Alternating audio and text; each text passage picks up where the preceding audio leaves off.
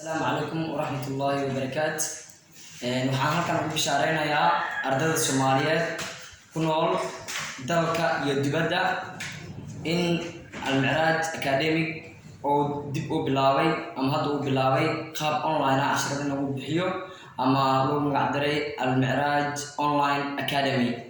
sidaas darteed ardayda waxaan doonaynaa inay ka faa'iideystaan anagoo weliba fiirinayna baahida ardayda u qabaan sida maadooyinka Englishka scientificada for scientifics oo form 1 to form 4 ah Englishka advanced ilaa iyo beginnerka ah oo weliba grammatical leh oo parts of the grammars oo almost complete ah.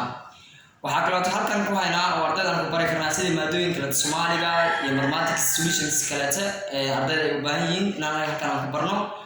waxaan kaloo aad ugu hanweynahay inaan gaarsiino arday kasta Englishka culays ku qaba ama culays ku ah inuu ku hadlo speaking-ka oo aad ugu liito inaan speaking-kiisa aan soo qaadno oo aan u bilaarno habka Englishkiisa development skills-kiisa aan sareysiino.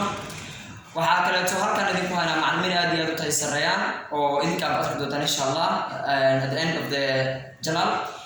sidoo kale channelka waxaad kala soo xiriiri doontaan waa Al-Micraj Online Academy. waxaa kaloo idinkaga baahan inaad iloobin like, subscribe and share inaad dhahdaan si ay u gaaraan walaalihiina kaleeto muslimiinta u baahan inay ka faa'iideystaan waxbarashada ee qaabka online ah. insha Allah, I wish you all the best. waxaan idin rajaynayaa wanaag aad u ballaaran.